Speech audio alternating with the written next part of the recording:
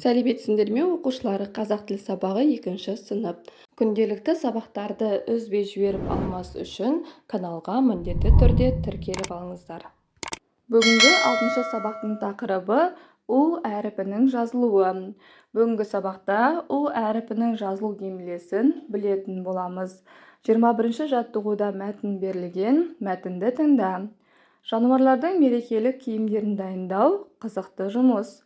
Тауық, тауыс, елеусін сияқты аңдар мен құстарды бейнелеу үшін олардың өзіне тән киім үлгілерін әзірлеу керек.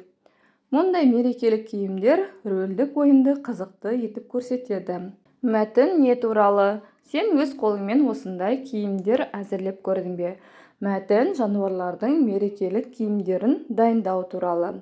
Мұндай киімдер мерекелік іс-шараларда, рөлдік ойындарды ойнауда әсерлі әрі қызықты етіп көрсетеді.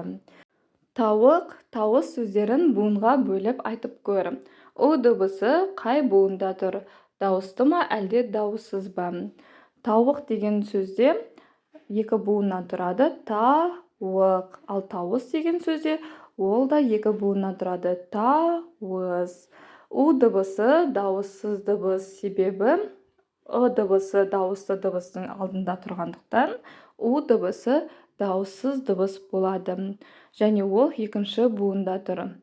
Келесі тапсырма: тауық сөзіндегі әріптерді пайдаланып бірнеше сөз жаса. Құрамында дауысты У дыбысы бар сөздерді бір бағанға, дауыссыз У дыбысы бар сөздерді 2 бағанға топтап жаз. Бірінші бағанда дауысты У дыбысы. Ол дауысты У дыбысы бар сөздер, ол қуат және ту деген сөз. Себебі бірінші дыбыс Х және Т дыбыстары дауыссыз болғандықтан У дыбысы дауысты болады.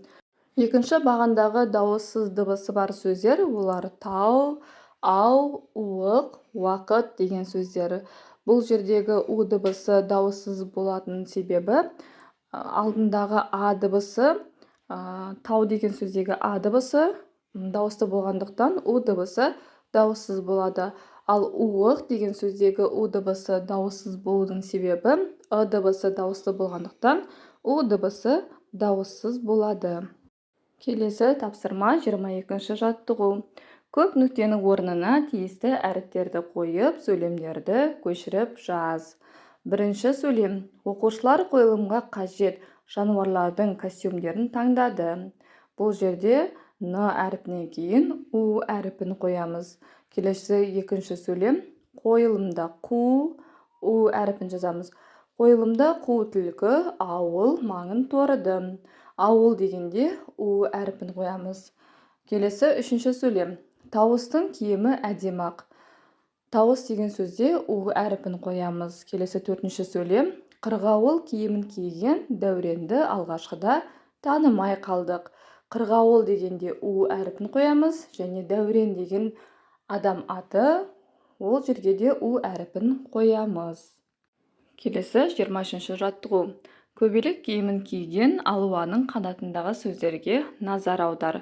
Осындағы ұқсастықтар мен айырмашылықты тап. Бізде қыздың суреті берілген, оның бірінші қанатында жылы, бекі, тасы деген сөздер берілген.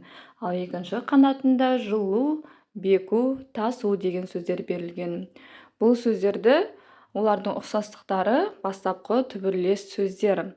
Ал айырмашылықтары: түбірлес сөзден кейін және дыбыстары соңғы әріптері түсіп қалып, оның орнына У дыбысы жалғанған. Төмендегі ережені міндетті түрде есімізге сақтап алайық.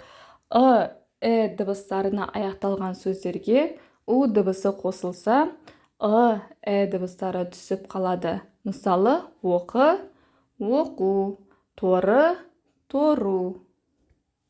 24 жаттығудағы суретте құстардың түрлері берілген. Оларды қандай белгілеріне қарап таныдың? Бірінші суретте тауыс құсы берілген, екінші суретте әтеш құсы берілген. Тауыс құсы әлемдегі ең ғажайып, әрі ең көрікті және әдемі құстардың бірі. Себебі ол қанатын жайған кезде ерекшеленіп әдемі бола түседі. Ал әтеш тұмсығы өткір және басында айдары бар. Ал енді оқушылар, бүгінге осымен сабағымыз аяқталды. Егер де сабақ ұнаған болса, каналға міндетті түрде тіркеліп, лайк басуды ұмытпаңдар.